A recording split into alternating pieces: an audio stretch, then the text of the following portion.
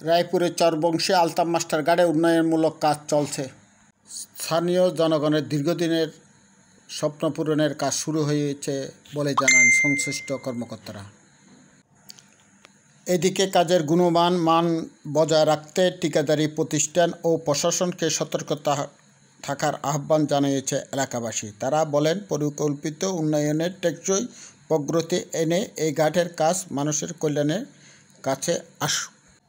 তবে ওই এলাকার আরও বেশ কয়েকজন জনগণ বলে, ঊর্ধ্বতন কর্মকর্তা ও স্থানীয় জনগণ প্রশাসন কাজগুলো তদারকি করলে কাজের মান আরও উন্নয়ন হবে বলে জানান।